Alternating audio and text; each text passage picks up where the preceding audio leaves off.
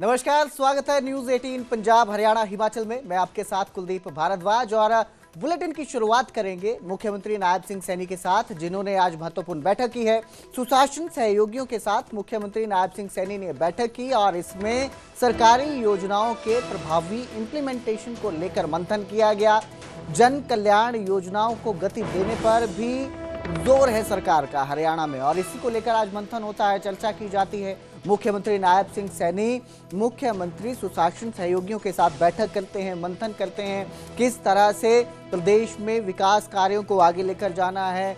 2047 vision की बात की जाती है बीजेपी की तरफ से, उस पर किस तरह से काम करना है और क्या रणनीति रहेगी, इस पर आज चर्चा हुई। योजनाओं की निगरानी और समन्वय यानी कि कोऑर्डिनेशन जो रहता है उसको लेकर भी इस बैठक में बातचीत हुई है। बैठक में बेहतर प्रशासनिक कार्यशैली पर जोर दिया गया।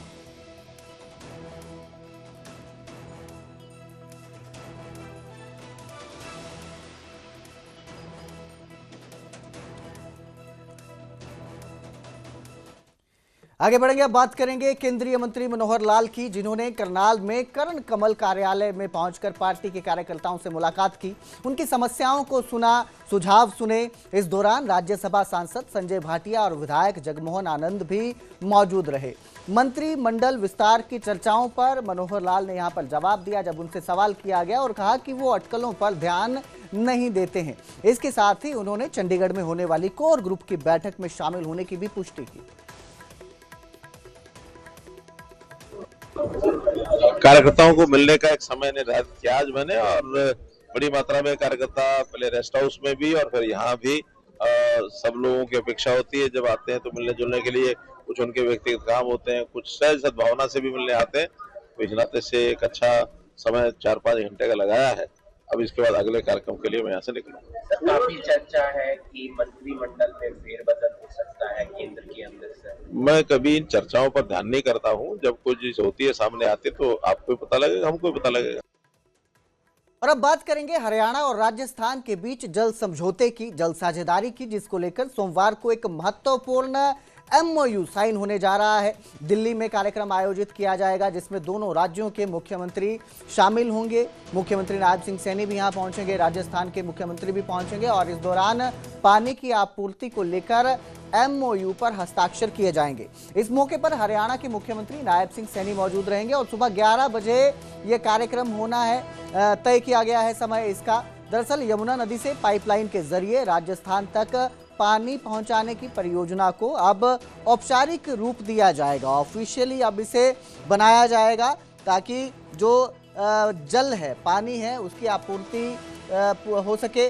परियोजना को पिछले सप्ताह केंद्रीय जल मंत्री की अध्यक्षता में बैठक हुई थी, उसमें मंजूरी मिली थी। माना जा रहा है कि ये समझौता दोनों राज्यों के बीच जल प्रबंधन को नई दिशा देगा, और इस समझौते के साथ ही दोनों जो राज्य हैं उनके रिश्ते भी मजबूत होंगे। तो ये बैठक होगी सोमवार को, एमओयू साइन होगा। इसमें दोनों ही राज्यों के मुख्यमंत्री मेमोरेंडम ऑफ अंडरस्टैंडिंग जो है वो साइन करेंगे। ऑफिशियल रूप से औपचारिक तौर पर जो परियोजना है वो फिर आगे उस पर काम किया जाएगा। यमुना नदी से राजस्थान तक पाइपलाइनों के जरिए पानी पहुंचाया जाएगा। जल प्रबंधन को नई दिशा मिलेगी और उम्मीद ये भी है कि इससे दोनों राज्यों के रिश्ते भी मजबूत होंगे।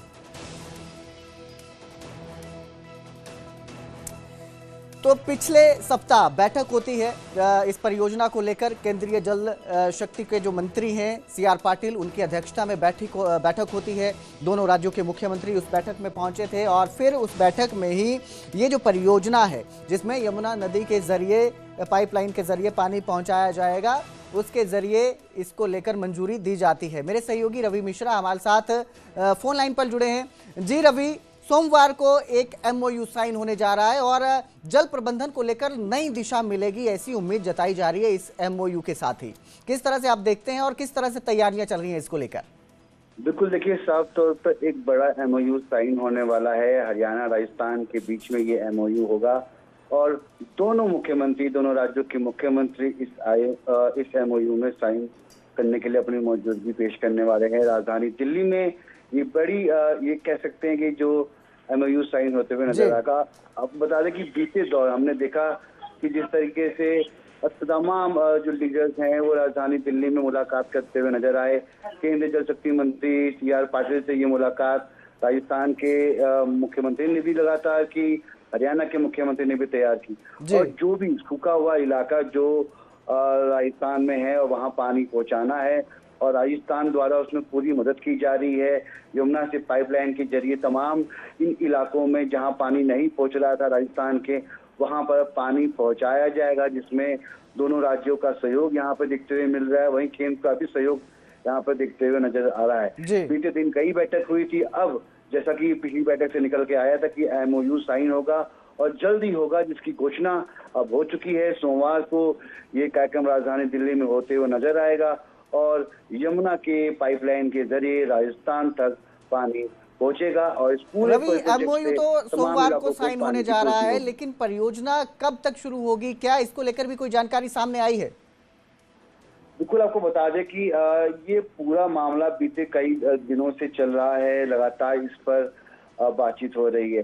अब MOU साइन होने के बाद तमाम जो ये अधिकारी हैं, तमाम दोनों सरकारें, राज्य सरकारें मिलकर इस पूरे काम में, इस प्रोजेक्ट में जुट जाएंगी और पाइपलाइन को बिछाना और किस तरीके से पानी राजस्थान पे पहुंचेगा, ये पूरा रोड मैप दोनों राज्य सरकारों ने पहली पुरानी बैठकों में बैठकर तय कर ली है। और अब अमली जामा पहनाया जाएगा और जिस तरीके से ग्राउंड पे ये पूरा प्रोजेक्ट होते हुए नजर आएगा और राजस्थान को हरियाणा पानी देगा और राजस्थान की इस पूरी MOU सिग्नेचर में बहुत फायदा होने वाला। जी बिल्कुल, यानी कि MOU साइन होने के साथ ही ऑफिशियल तौर पर इस पर काम शुरू हो जाएगा और दोनों राज्य जो हैं मिलजुल कर इस परियोजना को आगे बढ़ाएंगे। बहुत बहुत शुक्रिया हमारे साथ जुड़ने के लिए रवि मिश्रा।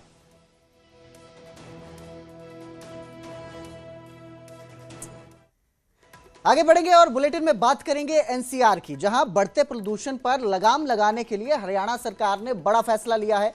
सरकार ने BS4 और उससे पुराने जो भी वाहन रहते हैं, चाहे वो BS3 हैं, BS2 हैं, उन वाहनों को, कमर्शियल जो वाहन रहेंगे, ट्रक, बसेस जो रहेंगी, उनकी प्रतिस्थापना की अधिसूचना जारी कर दी है। नई व्यवस्था के तहत BS3 और उससे पुराने ट्रक, बसेस जो हैं उन्हें जरूरी कर दिया है स्क्रैप करना, जबकि BS4 के वाहन मालिकों को NCR के बाहर उन्हें चलाने की अनुमति दी जाएगी या फिर वो दूसरे राज्यों में भी जहां पर BS4 वाहन चलाने की अनुमति है वहां पर वो उन्हें बेच सकेंगे। इसके बदले नए BS6 और CNG और इलेक्ट्रिक वाहन जो हैं उनकी खरीद पर भी रियायतें दी जाएंगी। मुख्यमंत्री नायब सिंह सैनी की अध्यक्षता में बैठक होती है मंत्रिमंडल की और उसमें ये फैसला लिया गया है। परिवहन विभाग ने अधिसूचना जारी कर दी है। अगर हम आंकड़ों की बात करें तो सरकारी आंकड़ों के मुताबिक इस नीति के दायरे में करीब 93,458 ट्रक और 16,329 बसें आती हैं। सरकार का जो लक्ष्य है वो मुख्य रूप से प्रदूषण को कम करना है और स्वच्छ परिवहन व्यवस्था को बढ़ावा देना है, जिसके तहत ये फैसला लिया गया है।